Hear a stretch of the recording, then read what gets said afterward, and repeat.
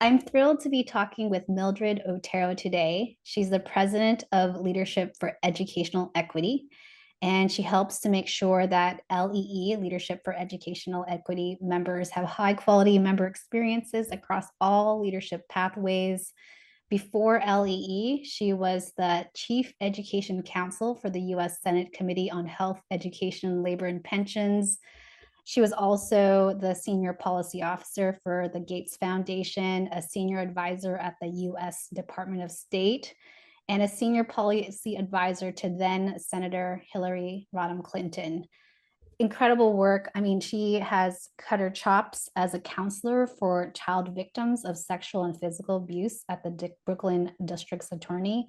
And in terms of education, she earned her BA from the State University of New York at Albany and a Master of Social Work degree from the NYU Silver School of Social Work. Wow, Mildred, I'm so grateful you're here. Thanks for Thank you joining. for having me. Mildred, I want to talk about identity. I know that you and I both really value our backgrounds and the multifaceted, both racial and gender, and all of the different intersectionalities of us. And I'm curious, first, how do you identify yourself? Yeah, I identify as Latina. My mom is Dominican and my father is Puerto Rican. I was born in New York City. And for that identity of yours, how did that shape this career? Did you know you were going to eventually be the lead of an organization? Did you know you want to work for a female senator? How did this all shape your career path? Yeah, I think I would probably say being the daughter of immigrants is more of the frame that I think about, in the sense that from a very early age, I was chief interpreter, uh, advocate, uh, what is it, paper filler of all of the families, different ways in which they had to interact with government or agencies or offices. I did that not only for my parents, but for my aunts and my uncles. And so at a very early age, talking 5, 7 years old, I was in rooms with a lot of adults translating and advocating for my family when they needed services. And I just understood at a very early age, like, this is not this is like not normal, right? That you have to fight this hard, to like get very basic things that my family were just like, hardworking family, and so I didn't know that in many ways that first made me have a love for the law. Like at first I thought I would be a lawyer. And that was sort of my journey. I'm going to be a lawyer. And then what I realized in that sort of educational journey was I actually fell in love with social work, because what I realized, I went to go work in the district attorney's office where I was at for 6 years. And I realized that it was the social workers who were intervening in families' lives with concrete supports and services that allowed families to thrive while they were interacting with the criminal justice system, which is very difficult. So I sort of feel like it wasn't, I didn't have some well thought out plan to where I am today. It was an evolution of the things that I was learning. So as an advocate, then I sort of became this clinician. And then in all of watching in ways in which government worked, I had started out really just appreciating we need to change laws. And in Mm. order to change laws, I sort of evolved into that space, but it wasn't I didn't even know that was a job, if I'm being honest. At an early age, you don't think public policy is a job. You just think, well, someone's making the rules. I don't know who the rule makers are.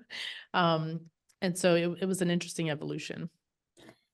There's this piece of advocating at 5 years old for your family for basic services, and then realizing that the connection point, Mildred, I hear you say, is it's not my family and it's not, our unique situation. It's the system, and that system is the government, these laws. And you actually went into, I'll call it the beast. And in some ways it's a powerful move because it's where there's real opportunity to make change for our country. At the same time, it's incredibly difficult because there's so much bureaucracy and red tape that when you're a social worker or even a nonprofit leader, there's so much more flexibility. So can you just talk Mhm. about that trait? Because there are differences and you now lead, your own nonprofit. Like how do you balance that? How do you decide, okay, I'm going to go into the beast, here's what it's going to require of me, and then here's sort of how I made the pivot into more flexibility and still having impact. It is so critical to what I do every day here at Lee. So at Lee, we literally develop leaders to create civic change in America. I mean, Mm, we are unapologetically trying to change the face and values of civic leadership, of public service in America. And so this is one of the reasons why I love where I am now and I love the work that we do. And we view this, just to answer your question, we look at our four leadership pathways and we view it as inside power and outside power. So inside power are our policy leaders, our elected leaders. I think you use an interesting term like, going into the beast, right? Understanding how halls of power work and how do we leverage that towards change. And then there's outside power, which are our advocates and our organizers who are in communities, lifting up the needs and solutions in a community. And it is when these four things, and when we have amazing leaders in these four sectors in a community, that we start to see long lasting change for communities, because there is power in both. And it is how that power is being harnessed towards change that can really make a difference for kids and communities. Um, I'm definitely an inside power leader. I learned that. Um, I do believe that everyone has a role to play. And one of the things that I feel very proud of when I look back at my work, not just on Capitol Hill, but in a lot of other spaces, is walking into a situation going, hmm, this does not look right. And having the ability to see a through line. Because one of the things that you have to learn when you're in a position, when you're working in a bureaucracy, is not just to say this doesn't work, but to be able to build, how does it work better? mhm. How do I move from this is not functioning for kids and communities that most need it to here's a better way to do it? Because one of the things that I talked to a lot of leaders, everyone wants to like tear something down. That's easy. I used to tell people all the time when I worked on Capitol Hill, when you're in the minority on Capitol Hill, that is a much easier job, because tearing something down, it's like what's that game that you build up and then like tearing it down, super easy. It is much harder to be in the majority. Mm, It is much harder to put together a piece of legislation, garner the right support for that piece of legislation, negotiate with the defectors of that idea, mhm. and move all of the parties towards a bipartisan finish that the president can sign. That is a much harder job. And so I do believe that I am a builder in that way. And it's interesting because here at Lee, we say we are builders. We are builders of civic leadership. We are builders of better leaders in our country. And that's why I feel like in this role, I feel like I am moving in my purpose in that way, because I did it for many years and now I want to teach others to do it. And I want others to be, when I left the Hill, I said, like, I am not enough. One person, one leader. We need an army of leaders that can come into halls of power with an equity mindset, understanding what kids and communities need, and create lasting change. Mildred, this skill that helped you realize, many skills actually, that helped you realize that you're best suited for inside power versus we'll call outside power. I want to pinpoint that because there's a self-knowing, right, that helped you, one, Mm. get into the belly, the beast, and then second, then try to replicate that you are not just one Mildred. You want to create many more people who affect change. I heard you say, one, that it's this ability to spot that there's something wrong without the system itself, and two, to envision something different, some new possibility, and three, bring people along on that journey. Those are three things I heard. And I want to talk about that because it's such a great combination for both your political career and then now what you do in trying to replicate that skill set. What else would you say would help people to say, oh, you know what, I'm more like Mildred in terms of being, I'm an inside power person. Could you Mm. talk more about that skill set? Yeah. And I will say there's a couple of things that I feel like I've also developed over the years, right? Mm, So I would say sort of innately me, even as a kid growing up. And I know this is maybe not scientific, but it's the way I think about it. I am a middle child. My zodiac sign is a Libra. So balance and understanding both sides of a particular issue is like an innate skill that I feel like I've had in my life. I understand my older sister like I understand my little sister, right? Like I am both. I am a younger sister and an older sister, right? So there's something about that in the way your brain thinks about it. So I'm not someone that looks at an issue and gets dogmatic about it, right? And so there are like, if I'm being honest, the older I get, the more I appreciate the gray. When I was 20, Annalisa, yes, I walked around the world like it was black and white and it is clear as day. And why doesn't everyone just get it the way I understand it? And then as I have gotten older, what you realize is that time humbles you, right? You understand, oh, wait, I thought this was all one way. And people are multifaceted. There is no one thing. No issue is one thing. And when you start to work on public policy, you also start to get at what was the root.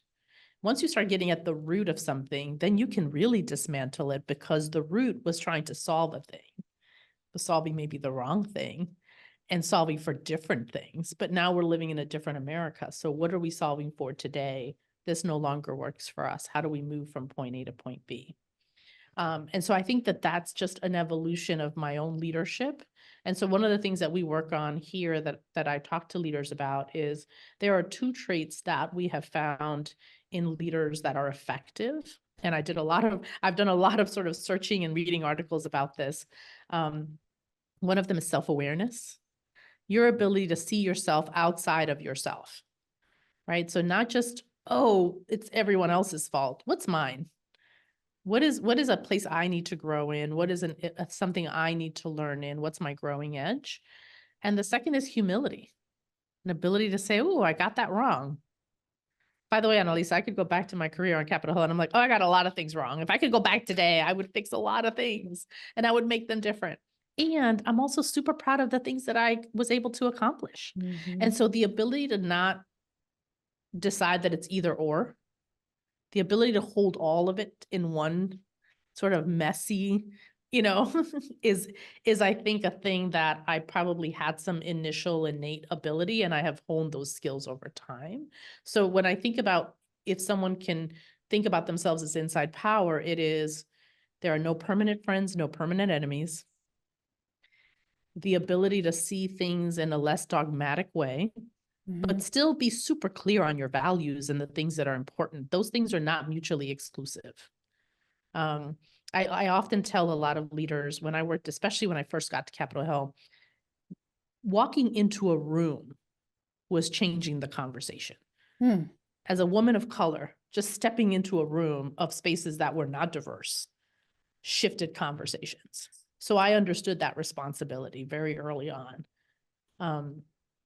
And understanding that, and how do you choose the moment, right? Not choose every moment. You choose the moments that matter and the moments that, those are all sort of, I also credit that I have a social work degree. I do think that helped me to really understand human behavior, to understand the why, to be curious about people.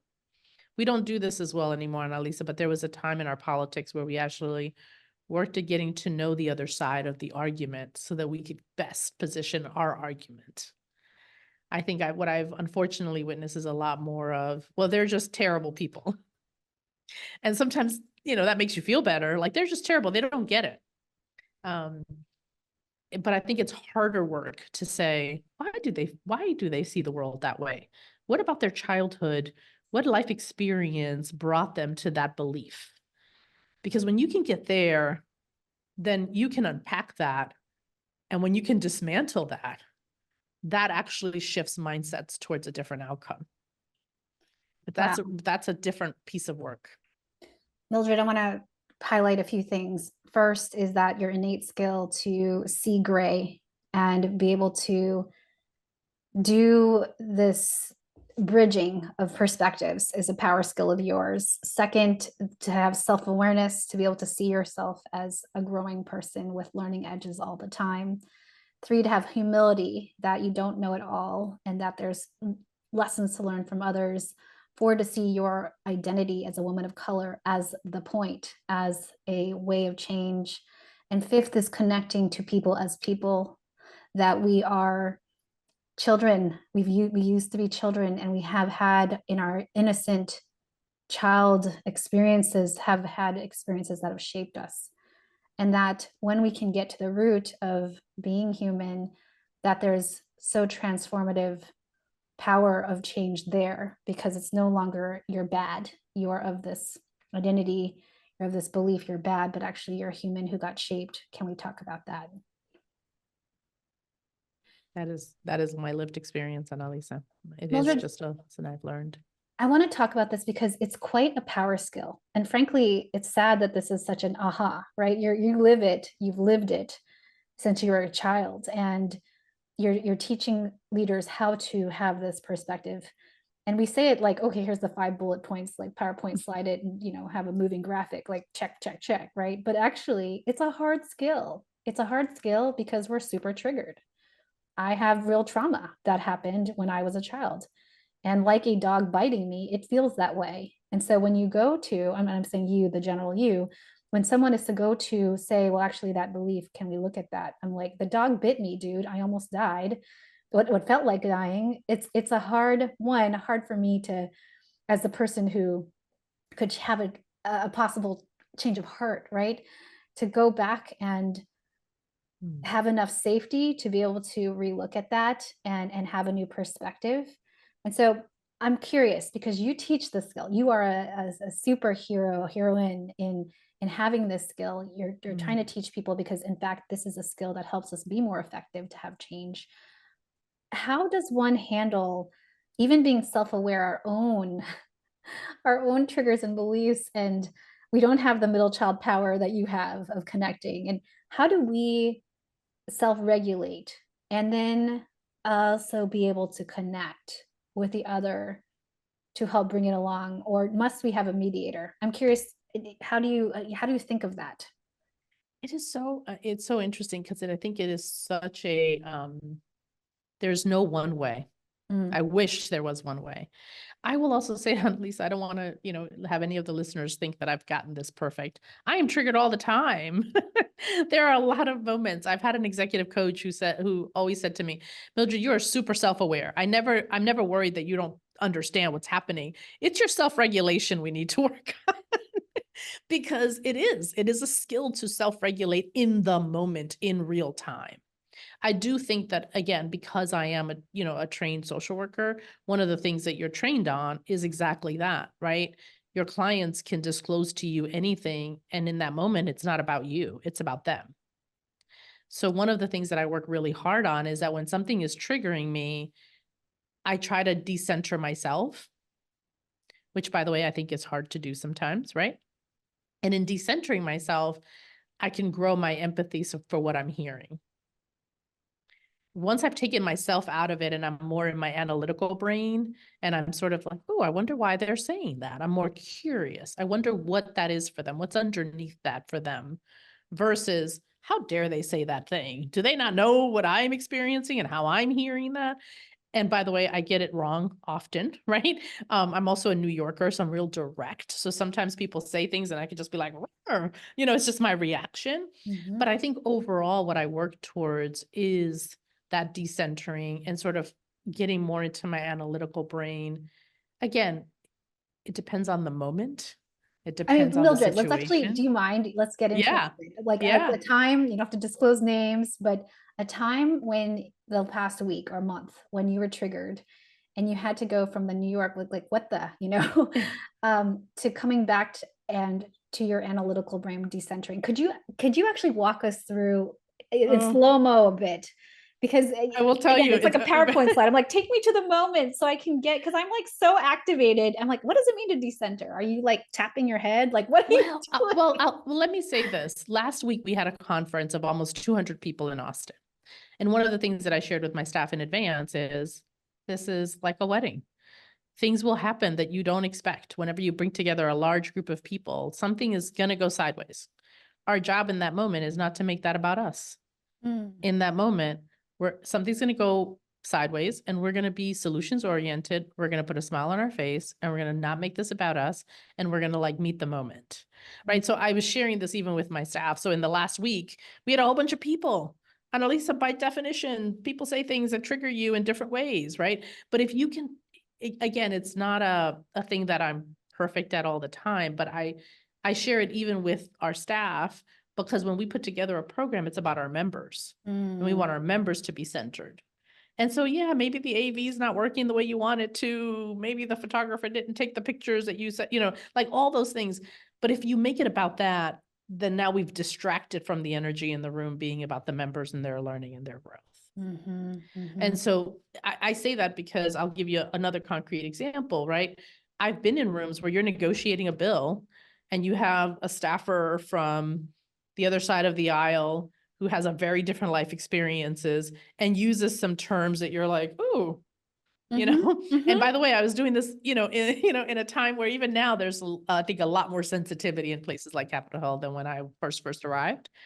Um, and there were just certain words and terms that today would not be used that were being used.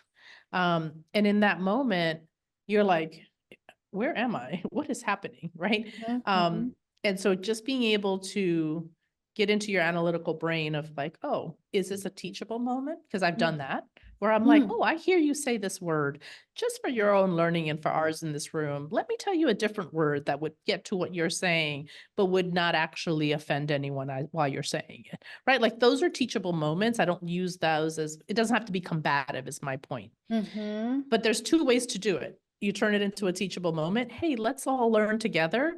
Or you turn it into a like, how dare you? And in the how dare you, you're not bringing anybody with you.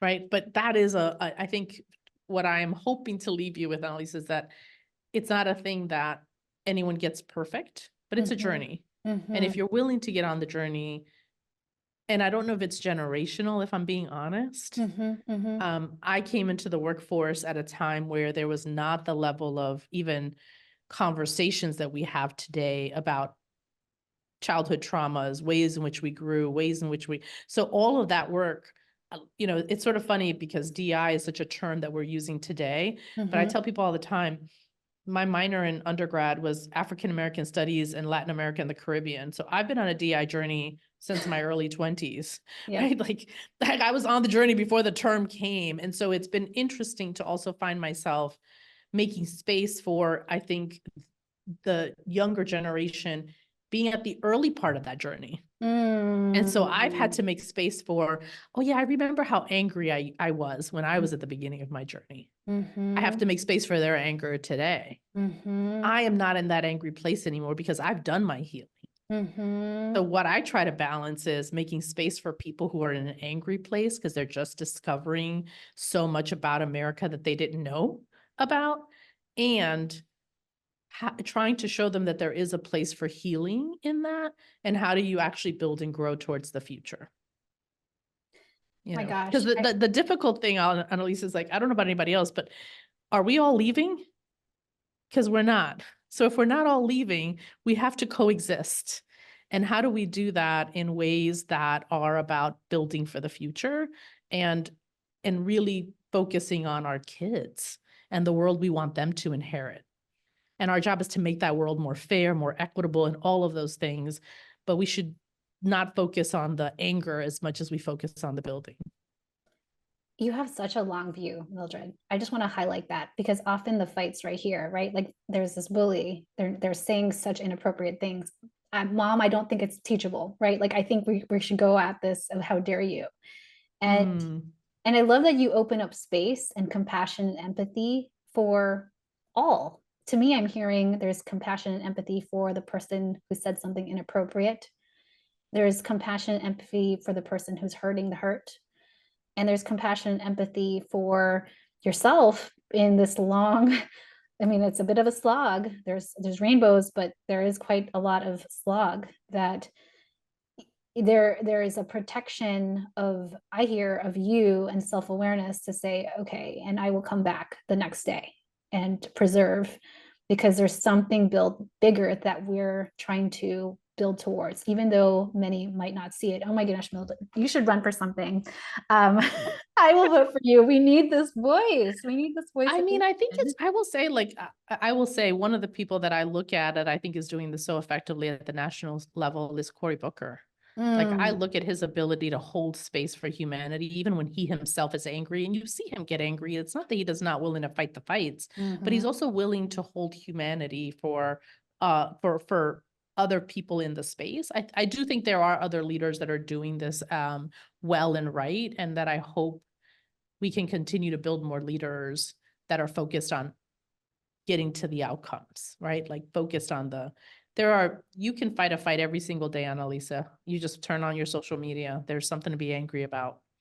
But it's like, how do we focus our energy on, like, how are we moving our country and our society towards a different thing, a new thing? Oh my gosh, I'm so inspired. All right, with that, Mildred, all these beautiful gems. Are you ready for lightning round questions? Oh, yes. Okay, first question, chocolate or vanilla? Yeah, chocolate. Cooking or takeout? I want to say cooking, but it's takeout these days. Climb a mountain or jump from a plane? Neither. Have you ever worn socks with sandals? No, I have not. How would you rate your karaoke skills on a scale of 1 to 10, 10 being Mariah Carey? Yeah, I would say a 4, but that does not mean I don't love it. I love karaoke, even though I'm not the most skilled. What's a recent book you read? I'm actually in the middle of Grown Women Talk, by Sharon Malone that I'm really enjoying. What's your favorite way to practice self-care? Oh, 2 ways. One is time with my nephews. I have a nephew who's 10. Well, I have a nephew who's 30, but my 10-year-old and my 3-year-old nephew are they just remind me of the light in the world that we want to continue to harness. And so I spend time with them and I see the world with a lot more hope. And then the second is massages, because why not? We need some of that too. What's a good professional development you've done? As we were talking, one of the reflections I was having is how much I think the skills that I've learned in this space were also harnessed by my Aspen Pahara program, Mm. and the ability to sit in a room with real diverse leaders from diverse backgrounds and analyze learnings together. It's been a good experience. What's your definition of a boss mama? Oh, I would say someone who is clear on their priorities. If you're a boss mama, you've got to be clear on your priorities. And what advice would you give your younger self? Relax. God has a plan. Just relax. It's Aw. going to work out. And where can we find you? Like LinkedIn, anywhere else? Yeah, I'm mostly on LinkedIn. I have a Twitter account, but I'm never on it. And then last question, do you have a final ask, recommendation, or parting thoughts to share? I would say that one of the things that I would love for everyone to really do is just get more civically engaged, get more civically involved. The hardest part of doing this work around leadership development and civic leadership, public leadership, is disengagement. When folks are so turned off by what is happening that they just tune out, then you let the loud voices win. Our country right now is literally, we are running on the loud voices. There's a silent majority that is disengaged, and that actually hurts us most. Oh my gosh, Mildred, thank you for your stories, these inspiring gems. Hearing you talk about being civically engaged, I'm really grateful. Thank you, thank you, thank you. Thank you for having me, Annalisa. This was wonderful.